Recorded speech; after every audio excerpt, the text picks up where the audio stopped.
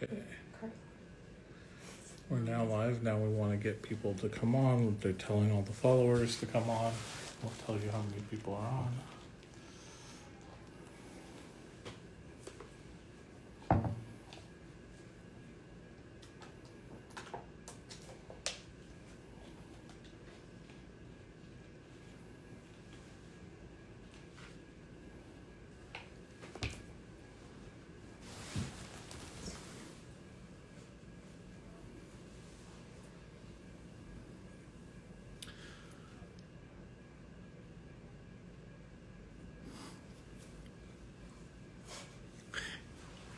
Okay, we're just about to get started. We're gonna let people come in. All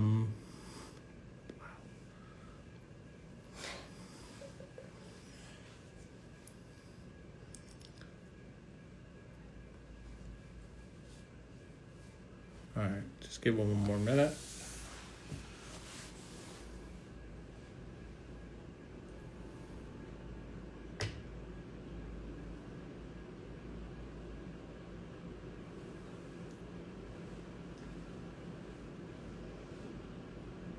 All right, so thanks for having us. My name is Dr. Ayla Sitt, and I'm a clinical psychologist. This is Dr. Becky Naoulou, and she's a cardiologist. So Becky, can you tell us a little bit about your practice? Sure. Hi, everybody. My name is Dr. Naoulou. I'm a cardiologist at Mount Sinai downtown. I practice non-invasive cardiology. I treat patients with coronary artery disease, high blood pressure, high cholesterol, and other conditions as well. We have an office in Manhattan, in Union Square and Park Avenue South, and we also have an office in Brooklyn in Sheepshead Bay. I'm always happy to accommodate patients from the community for expedited appointments for anybody who needs to be seen. Awesome. Thanks, Becky. And I have a private practice with my husband, Dr. David Sitt, called Elevate Psychology, and we are licensed both in New York and New Jersey. And we treat everything from anxiety to depression to ADHD, OCD, panic, as we're going to be discussing tonight. So this is actually pretty exciting for me because part of what I do in my therapy is, when people have anxiety, say, well, I can't talk about that because I'm not a medical doctor, so go see a medical doctor about it. So I'm hoping that through this live, we can get both information on the anxiety side and then also the medical side of differentiating between a heart attack and panic attack. So you might hear a lot of things tonight that bring up a lot of anxiety for you, which is normal because we're talking about things that can be scary. The point of this live is to educate you so that there are preventative measures both for heart attacks and panic attacks and treatments for prevention of heart attacks and panic attacks. So this is more for education purposes. So Becky, to get us started, can you tell us about what is happening when someone is having a heart attack? Okay, so to get started with an introduction, heart disease is the leading cause of death in both men and women in the United States. So in the US, somebody's having a heart attack every 40 seconds. Now, women are more likely to die if they're having a heart attack. And the reason for that is because the symptoms in men and women may be very different. So, for example, for a man, if a man's having a heart attack, they may experience symptoms such as, substernal chest discomfort, pain in the chest, that may radiate to the left arm or the left jaw. Whereas for a woman, the symptom may be very different. Patients, women patients are more likely to have more diffuse chest pain. The chest pain may radiate to their arms, their shoulders.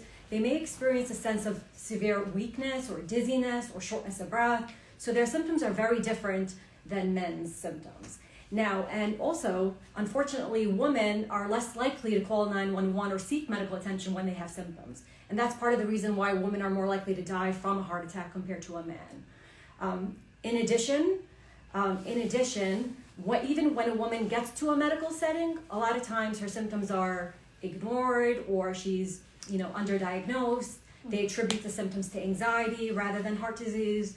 And a lot of times women get started on the appropriate medical therapy much later than a man does. And that's part of the reason why women are more likely to have complications from heart disease compared to a man. So that's why it's very important for women to be aware of symptoms and to seek medical attention when they do have symptoms. Now, we're going to talk about what is happening during a heart attack. Okay. First, let's talk a little bit about heart disease. Heart disease is caused by plaque buildup in the arteries of the heart. So here's an example of a normal coronary artery. This is the artery to the heart. The wall of the artery is very nice and clean. There's no plaque buildup. Mm-hmm. As we get older, there's a process called atherosclerosis. That's the process of plaque buildup in the arteries. And that can start actually in our early teens. In our as teenagers, mm-hmm. we could start having this process of plaque buildup. So as time goes by, the cholesterol gets stuck in the wall of the artery, and eventually it gets to the point where it blocks 70% of the blood flow to the artery. When that's happening, so if you take somebody who has a 70% blockage in their artery, when they're sitting down and when they're resting, they usually don't have any symptoms because the heart rate's not that fast, there's not much work the heart has to do. So at rest, somebody with a 70% blockage in their artery could be completely asymptomatic. However, if you ask a patient with a 70% blockage in their artery to start walking or start exercising, their heart rate increases, there's more demand on the heart at that time, that's when they're going to start having symptoms. So the typical symptoms of heart disease would be chest pain or shortness of breath with exercise relieved with rest.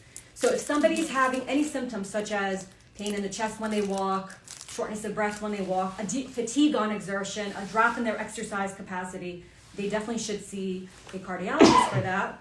And usually what happens, when you do see a cardiologist, we'll do an EKG, which is an electrocardiogram. We'll do a sonogram of the heart to look at the structure of the heart and the valves. And we'll end up doing a treadmill test where you walk on a treadmill, we monitor, we take pictures of the heart before and after exercise to see if there's any suggestion of a significant blockage. Okay, I'm going to pause you there just mm-hmm. to make sure I'm catching sure. what you're sharing. So basically, a normal heart, there's no plaque. Correct. Okay. As you get older, or I guess depending on other risk factors that you'll get into later on, there can be a plaque buildup over time. And you won't necessarily have a heart attack, but you might have heart disease. Is the 70% blockage, is that considered a heart disease? Or that's called heart disease, but okay. not a heart attack. We didn't get to the heart attack. Okay, so we didn't even get to that. Okay, no, so now we're at heart disease. That would be considered to be like stable heart disease. People will have a plaque in their arteries. They don't have any symptoms when they're sitting. Right. But if they exert themselves, they'll have chest pain, they'll have shortness of breath, they'll have, they may get dizziness on exertion. Okay. So the key is exertional symptoms. Got it. Okay. So if you're noticing exertional symptoms, and we'll talk about the risk factors to look into, that go away when you're sort of at rest, maybe that would be a good time to see a doctor. Absolutely. Okay.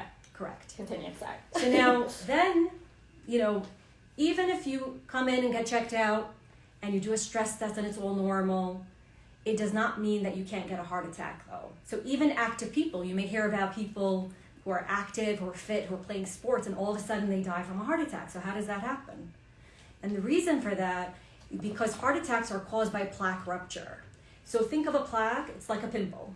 It sits in the artery of the heart, and something could destabilize it. It could be extreme exertion, it could be being sick, ill, an argument with somebody can trigger it, and the plaque becomes unstable and it ruptures, and it's like a pimple popping. Mm-hmm. It releases inflammatory cells that attracts blood products to the plaque, and it closes off the artery completely. Okay. So that's what's happening during a heart attack, that there is some sort of closure to the artery of the heart. And, because the artery is closed, the muscle that's supplied by that artery is not getting enough blood flow, so there's damage to the muscle, mm-hmm. and that can cause symptoms. Now, the symptoms are, during a heart attack, a lot of times patients will have pain in the chest. People describe it as a squeezing. Mm-hmm. They describe it as an elephant sitting on the chest. It may radiate to the left arm, the left jaw, and it usually does not go away unless you do something about it. It's not pain that lasts for a few seconds, but it does not last for a few days. Mm-hmm. Okay, so we say around 15 to 20 minutes of pain that doesn't go away. That should prompt you to seek medical attention. Now, one thing that's very important is time is muscle. So when somebody's having pain that does not go away, you need to call Hatzalah, you need to call 911 immediately to get to a hospital, because the longer you wait, then that muscle starts to become more damaged and the muscle can essentially die. And over time, people are more likely to have complications, mm-hmm. such as congestive heart failure or problems with the rhythm of the heart. So time is muscle. If somebody's having symptoms that don't go away, they should seek medical attention. Now, sometimes, unfortunately, people will, if the blood clot is in a major artery that's supplying the majority of the muscle of the heart, people can have sudden death or sudden cardiac death where they have a cardiac arrest and they become unresponsive. So in those cases, it's very important for everybody to know how to do CPR, which is cardiopulmonary resuscitation, until the paramedics arrive and can defibrillate the patient. And you can potentially save the patient's life and affect the prognosis significantly if you can start CPR early. Okay.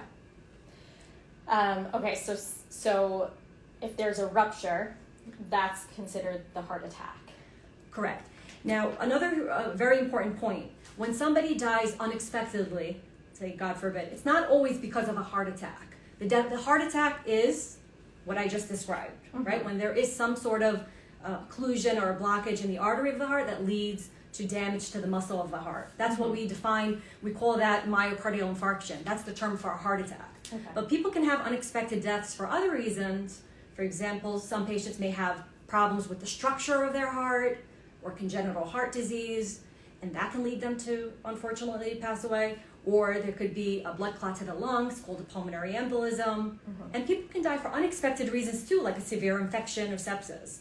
So when we talk about and all heart of attacks, that are different sort of conditions that a cardiologist can look out for and keep an eye on if someone were to go to see a cardiologist. Right, so we can evaluate the patient. A lot of times people who have problems with the structure of the heart, we can screen them even with a simple EKG. So if you go to a primary care physician's office and they do an EKG, and the EKG is not completely, the EKG is the procedure where they put some wires on your chest and they get an electrocardiographic recording. Many times if the EKG is abnormal, it can indicate that there might be a problem with the structure of the heart. So that should prompt a cardiology referral. Got it. Okay, so a lot of information about what's going on in the heart and how to sort of, either prevention by going to a doctor if you're noticing that sort of like the plaque or the exertion symptoms and then at rest not having them, or if somebody's actually having a heart attack to do CPR and call Hatzalah. Right, and then once they get to a hospital, somebody who's having a heart attack, you want to try to get them to a hospital very quickly. So paramedics usually will take them to a hospital that has cardiac catheterization laboratory where they could take the patient very quickly, start them on blood thinner medication. They put catheters in their arm or in the groin area to try to open up the blockage and by putting in a stent. So that has to be done as soon as possible. So time is muscle. You want to try to get to the hospital as fast as possible. Okay. So as you're speaking, I'm sitting here going, great. Now, all my panic patients and everybody who has anxiety, their anxiety has now increased, and to a certain extent, it makes sense because so many of the symptoms of a heart attack really do overlap significantly with the symptoms of a panic attack. And panic attacks are very, very common. Right. So just to explain, at least in terms of like what is happening during a panic attack is your body's emergency response to a threat. The difference is there is no threat. So your body is sort of in this fight or flight. Your sympathetic nervous system has been activated, but there's actually no danger. So the symptoms of a panic attack are, or could be, palpitations, chest pain, heart pounding, accelerated heart rate, sweating, dizziness, nausea, chills, heat. I know you mentioned heat as well. It could be feelings of being outside of your body or of unreality, thoughts that you're going crazy or you're losing your mind. It could be hysterical crying out of nowhere. Did I miss any? I think I got most of them. Trembling, shaking, numbness. That's another one. Numbness and tingling seems to be also an overlap there. So what I like to say, or one of the things that I like to teach my patients when I'm educating them on panic attacks, is that I like to think of it as your body sort of going into transformer mode, where like all of a sudden your body, if it was working properly, right, in that moment, if there was real danger, your body's doing unbelievable things. You're like all of a sudden, like, I'm sweating so that if someone were to attack me, they're going to slip off. And I'm like, the blood from my skin is going inside, so if someone were to attack me, I won't bleed out. and I'm conserving air so that I have my oxygen so that if I need to run, and my digestion stops so I can conserve all that energy. And so our bodies are actually doing everything great if we were in actual danger, but we're not in danger. So that's sort of the symptoms of panic attacks, and they do very much overlap with many of the symptoms of a heart attack. But a lot of times they don't necessarily have to happen with exercise. That's the key, right? Yes, exactly. So they can, but actually this is actually a good point that I forgot to mention is to receive a diagnosis of a panic attack, usually the first episode of a panic attack comes out of nowhere. And oftentimes when I'll meet with a new client and they'll be telling me that, no, it's not anxiety. I'm telling you, like, I wasn't even anxious. And that is actually like part of the diagnosis is out of the blue. Right. So after you have sort of this out of the blue experience, very often panic attacks do then happen when things remind you of that first one, right? So like, for example, if I had a panic attack while I was going to school no, because then I would actually be anxious. But if I happened to have a panic attack when I was in a supermarket and I wasn't nervous at all, I was just like, oh, here's my snack for my kids, and I sort of had a panic attack, I might then be afraid to go to that supermarket because I think I'm going to have another one. Right. And that is sort of part of the diagnosis of a panic attack, is not just having a panic attack, but fearing for months later that you will have another one. Right. And then that sort of leads to like avoidance behavior of being in situations that you may have another one in. Okay, so that just gives us some of the overlap of why we're even having panic attack and heart attack together, is because there really are so many overlapping symptoms.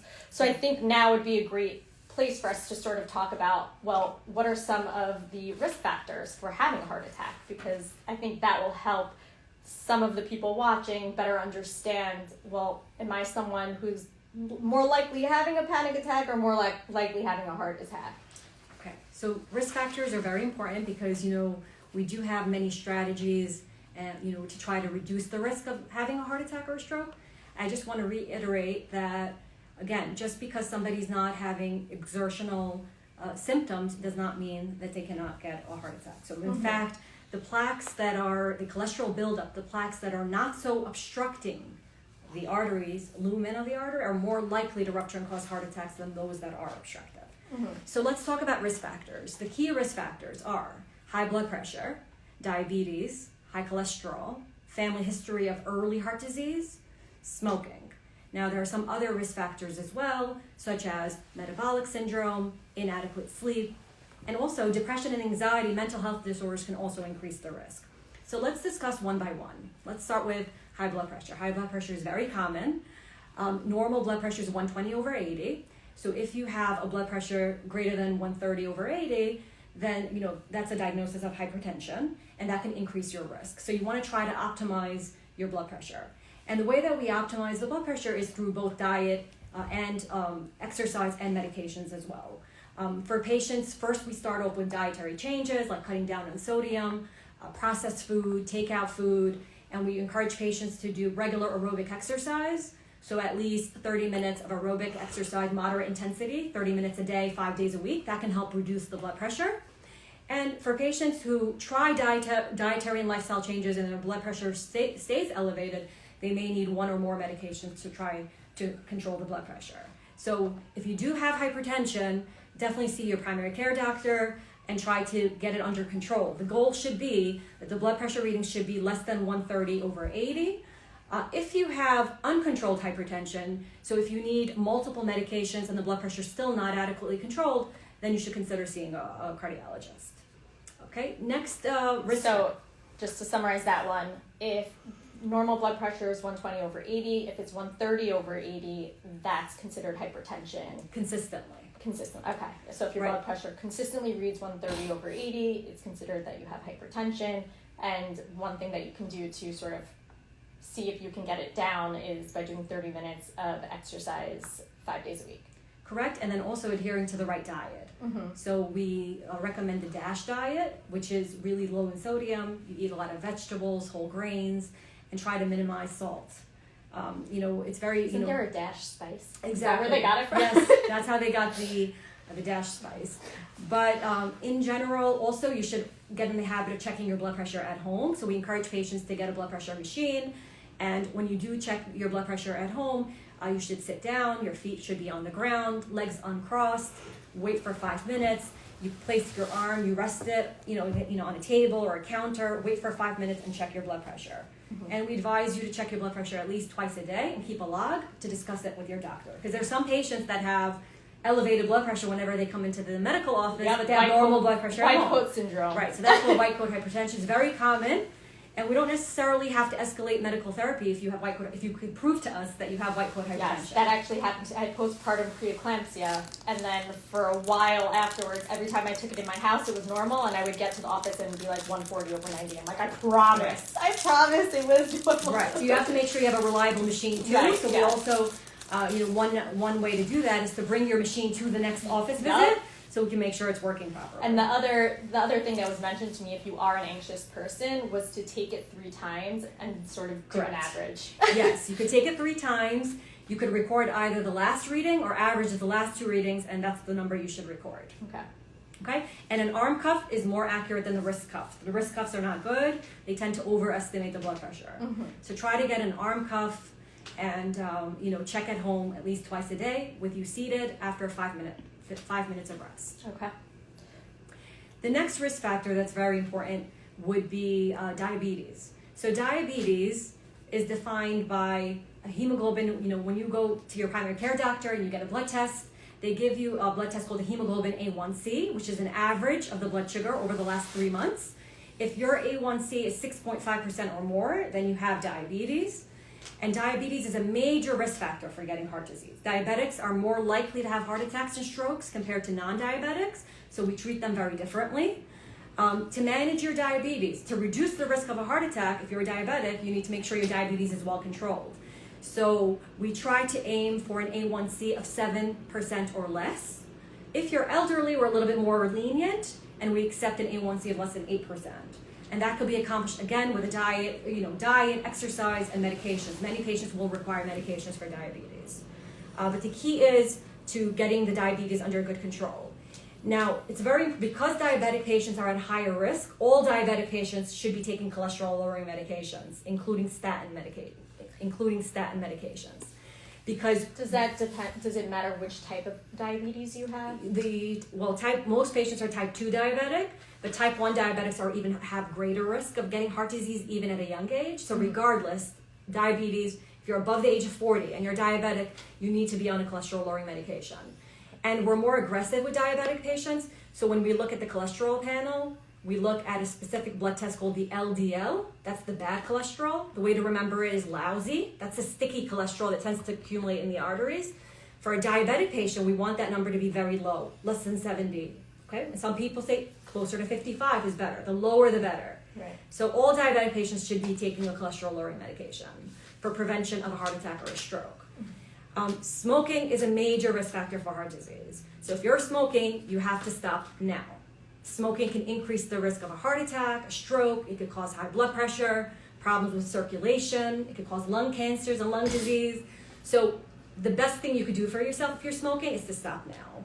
And even if you stop today, in 1 year, your risk will drop to about 50% compared to a smoker. And 15 years after you stop smoking, your risk will be equivalent to a non-smoker.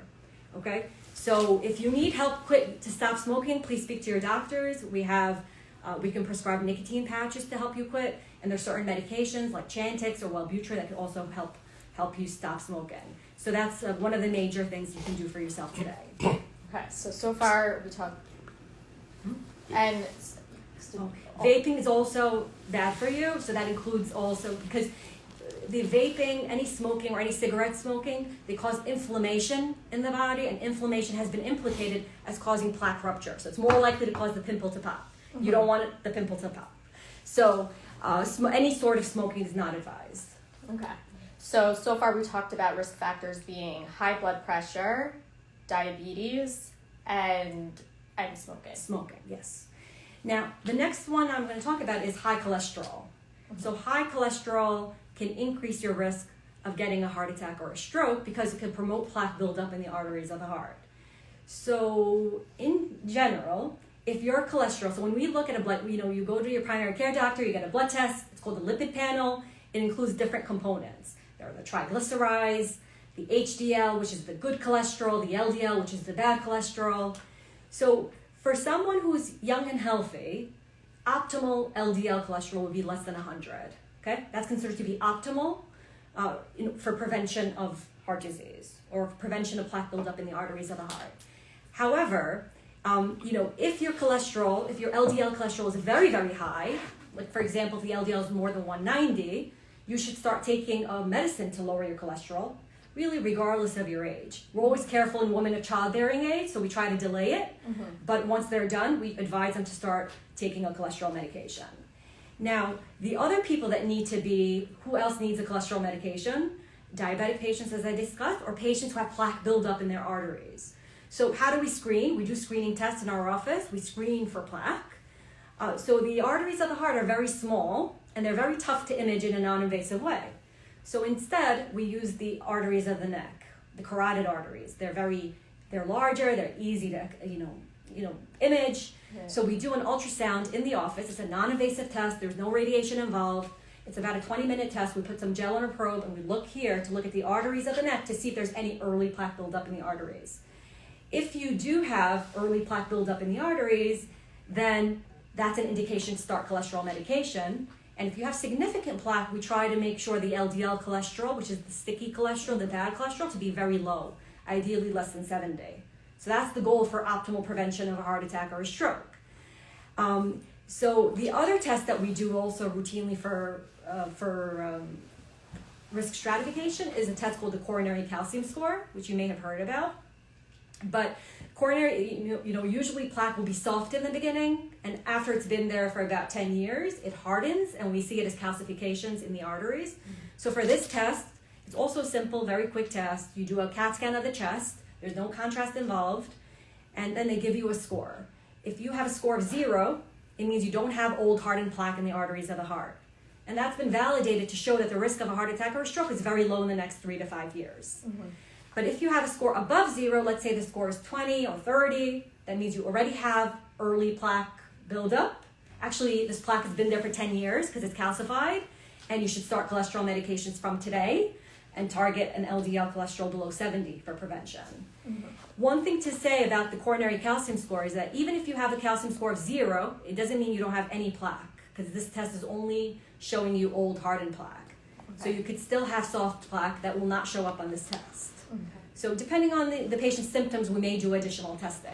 Got it. So it was a lot of information, and also important for us to know is you're not meant to be the doctor by the end of this live. Right. This is just educational, and now you understand many of the risk factors like high cholesterol, high blood pressure, diabetes, right, smoking.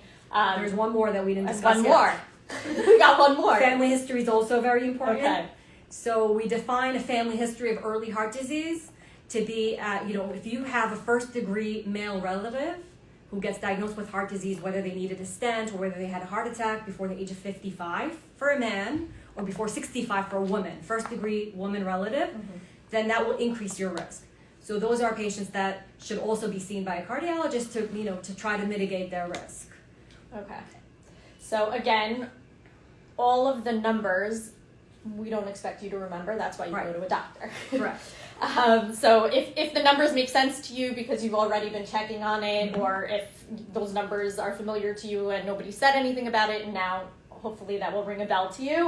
But if you've never heard them before, you're not expected to know them offhand. No. You go to a doctor, and a cardiologist will help you sort of figure all of that out. Obviously. Yeah, there's a newer test that people with a family history of early heart disease should get checked out. It's called the lipoprotein A. You may have heard about it because there's a lot of exciting news about it. Mm-hmm. It's also called the Lp(a) test. It's just a blood test. 30% of the population will have elevated levels, and it correlates with increased risk of future heart disease. So a lot of times it's very useful for patients with family history to try to check for that. And we do, right now we don't have any approved medications to lower it if it is elevated, but we can use certain types of cholesterol medications to try to lower it to some extent, Right. to And reduce the also- patient's risk and optimize the other risk factors. Right. that they And also have. then it's on your radar. Correct. So Hopefully it goes- something should get approved in the next 1 or 2 years. There are Okay. a few promising drugs now. Yeah. So in terms of panic attacks, there's only a few sort of overlaps from what you shared in terms of risk factors, and that would also be genetics. You know, if you have a family member with anxiety, you're more likely to have anxiety, and that can sort of manifest in different ways, whether it's generalized anxiety or panic or whatever it might be. So family history definitely increases the likelihood of panic attacks. History of a trauma can also increase the likelihood of panic attacks. And also any sort of like life stressor. So any adjustment, panic attacks generally happen between the ages of like from like your early to mid 20s to 30s is oftentimes when you'll have your first panic attack. It also happens in children. Children as young as like 6 or 7, what often happens is you don't know that it's what they have because you don't normally think of children having panic attacks. I once witnessed it with my own children, one of my own children in a car. All of a sudden he was like, I can't breathe. And I was like, what? You can't breathe? And it was like so confusing. And then I looked at my husband, 2 psychologists, and we were like, oh, he's having a panic attack. And so being able to educate him in that moment and saying, oh, your brain's actually tricking you into thinking that you can't breathe. But you have oxygen inside of you. So it's just going to feel a little bit uncomfortable for a little bit, and then you'll be fine. And he was like, okay. And, you know, for him, it was within seconds. And one thing that you had mentioned before, which reminded me, is panic attacks generally last between 10 and 15 minutes. Right. So they resolve after that, and people can have sort of different types of panic attacks. Some people can have multiple panic attacks within a day. Other people might have more infrequent, once a week, once a month. Right. There's also these like nocturnal panic attacks, which actually happen when your body is like relaxed, where you're sort of like be sleeping and just wake up with a panic attack. Those are pretty terrible. And again, like why we were doing this live is also because it's very, very common that when I get referrals for panic, it's because they just came from the ER, because it feels like a heart attack. And so the symptoms of panic, while there's no real threat, the symptoms are real, right? You're really shaking. You're really feeling out of control. Your chest is really feeling tight. You're sweating. You can't breathe, right? And part of why you can't breathe is because you're taking in so much oxygen because you feel like you can't breathe. So your brain's like, oh my God, there's too much oxygen here. Let me stop using up this oxygen. And then you can get a little dizzy, or feeling that tingling sensation or that sense of derealization because your brain's like, shut off. How much oxygen is in here because you're hyperventilating and taking in too much. Right. So some of, like I said, the risk factors can be genetics, life circumstance, adjustments, can make it more common that you would have panic attacks. So we talked a little bit about how we can. You talked a little bit about all the about all different tools that you have, that cardiologists can have, that they can help determine whether this was a panic attack or a heart attack, right, or heart disease, or, you know, something we want to keep an eye on, right? Right, so the key is the description of the symptoms, and then also the patient's, age, the presence of risk factors. So if I'm seeing a 20-year-old without any risk factors for heart disease, no family history of early heart disease, and the symptoms that she or he are having for example, situational and not necessarily exertional, then I'm going to probably say this is probably less likely heart related. It's more likely anxiety related. Obviously, there are some exceptions. So if I see a 20-year-old coming in with exertional symptoms, I'm going to still do the workup, and once the workup is completed, then I'm going to say this is probably because young people can have problems with the structure of their heart that can lead to pain in the chest. So I'm not going to assume that it's anxiety related right away. I'll try to do some cardiac testing to reassure the patient, and so that if they do complete the testing and everything looks normal, if they come back and they develop recurrent symptoms a few weeks later, the stress test that they did has a warranty period, right? So I'm going to say it's probably less likely heart related. We just did all the workup for you and everything looks normal. Right.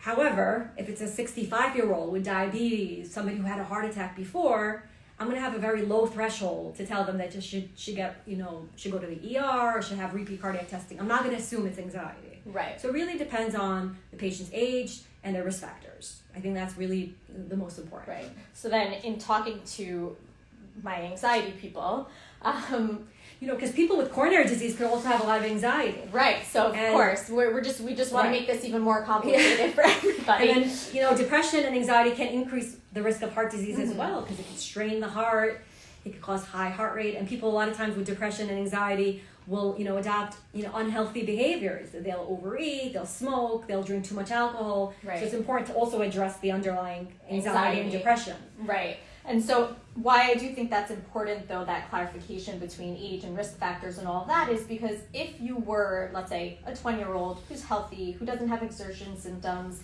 and sort of has these like spurts of, oh my God, like I'm sweating, my heart's pounding, I'm shaking, and in about 10-15 minutes they resolve. They went to the cardiologist, the cardiologist gave them a clear bill of health, and they're like, okay, I'm feeling good now because it's not a heart attack, and I know I'm feeling okay. I'll often see those patients in my office going maybe 2 weeks later, and they have another panic attack, and now they're going, uh-oh, this one's a heart attack, right? And so their urge, right, is to then go back to the cardiologist, right? And actually from like a psychological perspective and an anxiety perspective, that actually maintains and increases the frequency of panic attacks that they'll get, because essentially what they're saying is these panic symptoms that I have are really dangerous, and that's why I keep on going to a medical doctor. So it's helpful to hear that if you don't have any of those risk factors and you did get a clear bill from the cardiologist and your medical professional, it's more likely that it's anxiety. Correct. And then it should improve with the treatments and the therapies that you're recommending, exactly. Right? Whereas heart disease will not. Exactly. Right. Yeah, and there are certain things that you can do for panic, like distracting yourself, going for a walk, that wouldn't resolve a heart attack. Exactly. Okay. So we talked about how heart attacks would generally be treated prior, right? Is there anything that you wanted to add that you didn't mention yet about how? Right. So the main thing is, if somebody is having a heart attack, they get rushed to the hospital, and they, start them on medications to thin the blood, to try to dissolve the clot, and then they try to open up the artery with stents. Some patients may require bypass surgery, depending on the circumstance, and then we give them medications to continue even after the heart attack. Mm-hmm. And then they have to regularly follow up with a cardiologist. Exactly. Cardiac rehab can help patients who've had heart attacks before, who've had stents before. So, and then they continue to follow up with us every 3 months or 6 months. Okay. Yeah, and so what's really nice about hearing about what you're sharing is if you see a doctor, when would you suggest someone, if they have any of those risk factors, go earlier? What age would that be?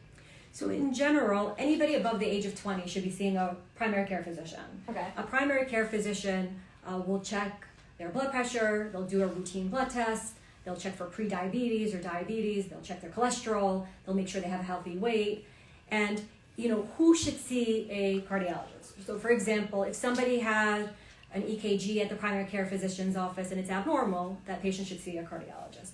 If someone has a family history of early heart disease, that's a first-degree male before age 55 or first-degree female before 65, I think that patient should see a cardiologist. At what age? They can probably closer to maybe like 30 to 40, I would say. Because again, the process of plaque buildup starts early. Mm-hmm. So you want to try to start early before it gets to the point where it causes problems. If you start, let's say you have already early plaque buildup and you start a cholesterol-lowering medication, that's how we reduce the risk of a heart attack, because it will reduce the progression of plaque. So when you're 50 or 60, you're less likely to have a significant blockage causing pain in the chest. You're less likely to get a heart attack also because it stabilizes plaque. Medications like statins, like Lipitor or Crestor can stabilize plaque and making it less likely to rupture and cause a heart attack. Mm-hmm. And if you can't tolerate, there are certain patients that cannot tolerate statin therapy, they get muscle aches. Mm-hmm. There are some other options. So you should definitely see a cardiologist to discuss. Mm-hmm. Other patients, So anybody with a family history should be seen, because we could, risk stratify you by doing these different tests, like the carotid ultrasound, the coronary calcium score, the LPA test. Anybody with uncontrolled hypertension should see a cardiologist. If somebody, to uncontrolled hypertension, really high cholesterol, those are the main things. Or anybody with symptoms, obviously. Any symptoms of exertional chest pain, exertional shortness of breath, other symptoms that suggest heart disease, like fainting, swelling in the legs, those patients should see a cardiologist. Okay. Yeah, and so for panic attacks, one of the most effective treatments is actually cognitive behavioral therapy. And part of that is both the education component, which I sort of shared, is like what is actually happening in your body. And I find that many of my patients don't have panic attacks after they understand what is happening within their body, because it sort of loses the scare. Because panic attacks it's kind of funny. You fear is actually what panic attacks are, right? You fear the possibility of feeling those symptoms of intense fear, right? And so being able to understand that your body's actually doing what it's meant to do, it's just getting false alarms. People find that in and of itself to be very helpful. So there's also something called interoceptive exposure. So what we actually do is mimic in real time the symptoms that you have when you're having a panic attack. So for example, if someone describes having shortness of breath, I might have them breathe into a cocktail straw for a minute, because that will increase the sensation of not being able to breathe. And it would activate a panic symptom for them. Or if they feel dizziness, I'll put them in a chair and spin them around. Oh, wow. Yeah, until they feel really dizzy. And so the goal is actually to have them have panic attacks in session that we sort of generate by activating the symptoms that they are afraid of. And so what you're doing is telling yourself, well, if this thing really was as dangerous as my brain is telling me it is, she wouldn't let me do all these things, and I wouldn't do all these things, because that doesn't make any sense. And so you essentially stop fearing the fear, and you can and the symptoms start losing their power. So the goal actually of the treatment for panic attacks is not to not have panic attacks, it's to not be afraid if you are to have a panic attack. And what I also really what's really important, and I think is sort of like the takeaway of all of this, is like, if it's a heart attack or heart disease, there are preventative measures. So in sort of tying anxiety together, right? Like, why don't people go to a doctor? Oftentimes it's because they're afraid they'll actually find something, exactly. Right? And like, on the one hand, you're like, but every time I go to the doctor, they usually do find something. And I understand that to a certain extent, right? Like, there's likely stuff going on for all of us in some way or another. And at the same time, this is one of those things where there's a lot you can do to prevent it. And similarly, if it's anxiety and you've seen a medical professional first and then it's anxiety, it's also, I always say, like, I love my panic patients because the efficacy of the treatment is like 80%. Wow. So it's like, and if it's anxiety, let's like knock it out. So that's not something that you have to worry about so much anymore. And one thing I will say is there are times that people get like another treatment to manage panic attacks can be like a benzodiazepine. And the only thing that I would mention for that is if you're doing cognitive behavioral therapy, we generally don't love our clients to be on the benzos, because benzos essentially take away that feeling of fear. And if you can't feel the fear, then you can't become unafraid of the fear, right? And so the exposures won't work. So that's the only thing that I would say is something to think about is in doing the treatment for panic is we actually want you to feel the fear, so that you can see that there's no danger involved. Because part of what people fear with panic is that they're having a heart attack or they're going crazy or they're going to lose control. And so they, it sort of grows and they just avoid more and more people and places because of that feeling, which can be really overwhelming. And very unpleasant. Yeah, exactly. So we have some questions. Okay, we have some questions. So first question is, what if I have anxiety about my heart condition? Well, that's exactly why we're having this. Yeah. So I think, you can probably take that one, right? If you're having anxiety about your heart condition. Right. So I think it depends on whether it's reasonable or unreasonable, right? Mm-hmm. So it's normal, for example, if you've had a heart attack, it's normal to be anxious after a heart attack. But if it gets to the point where it's so severe, it's affecting your daily functioning, you can't leave the house because you're so anxious, you're going to have a heart attack, then that's, pathological. That's when you should start seeing. Call Dr. Ayla. Exactly. You should see a therapist, see your, psychologist, to get that under control. Right. And one thing that I often try to remind my clients again and again and again is what are facts and what are thoughts? The facts is what your doctor will tell you. These are the actual things you need to do. This is the treatment. These are your numbers. This is what we'll do if, right? Thoughts are everything outside of that. What if my heart attack, what if my heart condition gets worse? Okay, well, that's a future thought. That's not a present fact. So if it's a present fact, you go and you do what the facts have told you to do, right? The doctors will. And the doctors are going to be monitoring you, exactly. right? If it's an actual heart condition and you're seeing your doctor as intended and prescribed, right? And if it's a thought, then I would just remind myself, first I'd validate, it makes sense that I'm feeling anxious because I have a medical condition, and I am also doing all of the things that I need to do to make it most likely that I will be okay. Exactly. And I don't need to act on thoughts, I only act on facts. One question about T waves. So that's a specific finding on the EKG. Yeah. What was the question? The person had relatives who have high T waves. I think that was the question. High T waves or okay. So if abnormal T waves. Abnormal T waves on an EKG, you should just see a cardiologist and you should get a sonogram of the heart or an echocardiogram. I think the question was, is it genetic or not? You what about abnormal T waves or POTS? I have relatives with that, and theirs look like a cardiac event at times. Right, so POTS is a very tricky diagnosis. We've seen a lot of POTS after the COVID pandemic. Mm-hmm. I've been getting a lot of clients with POTS too. Right, so POTS stands for postural orthostatic tachycardia syndrome. And it was very common after a viral infection, specifically COVID. Mm-hmm. And the symptoms of POTS is that classically when patients are sitting down, they're fine, but as soon as they stand up, their heart rate increases, they start feeling very short of breath, they feel palpitations, they get dizzy, they might faint. So that's the diagnosis that we make in the office, and basically we have the patient kind of sit down, we check their blood pressure and their heart rate with them seated, and then we have them stand up for a few minutes in the office, and patients with POTS will have an increase in heart rate without a drop in blood pressure. Mm-hmm. The treatment could be very challenging. In general, most of the treatment is conservative. So we tell the patients to hydrate. A lot of young people have POTS. Do they have lots of salt or something? Exactly. They have to increase salt in their diet. Again, assuming that they don't have hypertension or other medical conditions, or they don't have congestive heart failure, we tell them to drink a lot of fluid, increase salt in their diet. They should wear compression stockings because that will increase blood return to the core and makes them feel better when they stand up. Exercise also helps this condition, and sometimes if patients have refractory symptoms, we give them medication like beta blockers to kind of, slow down the heartbeat, and that can help them. But it's a very challenging condition to treat. Is cardio the best type of exercise?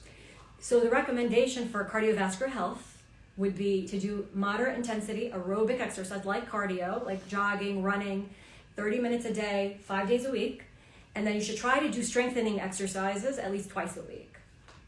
That will help keep your blood pressure under good control the diabetes, control the weight. So it's important for cardiovascular health. And in taking a psychological perspective, I'll say if you're doing nothing, do something. Do something. Anything is better than doing nothing. Exactly. And then what I find is if you start with a little bit every day, it might, because to someone who doesn't exercise, I could see that being oh. Right, they might feel very short of breath in the beginning, or that can prompt, then they start seeing us because they get short of breath. So patients who are deconditioned, who don't exercise, can get shortness of breath. So we try to make sure their heart is okay first, right. And then we ask them to try to increase their aerobic exercise gradually. Exercise is also good for mood. You can attest to that. Definitely. So those are the recommendations. Are there specific breathing techniques that you would give people with anxiety? Yeah, so there are definitely specific breathing techniques you can do. You can look up like diaphragmatic breathing. There's something called box breathing. What I would say generally is what they recommend is your exhale being longer than your inhale is the most important thing.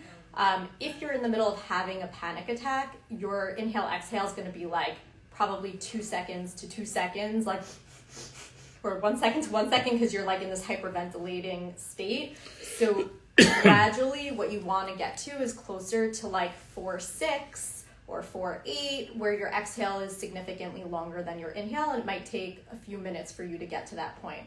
What I will say is I'm having a therapy battling in my mind, because I personally would not want you doing that during a panic attack, because if you're doing that during a panic attack, what you're saying is, this panic attack is so scary to me that I must make it go away, and so I'm going to use breathing exercises to make it go away. So it will likely help it go away, and I would challenge you with a therapist to help guide you that you could get through it without using breathing techniques, because you'll learn that panic attacks only last about 15 minutes, and sometimes even less if you're willing to tolerate the anxiety.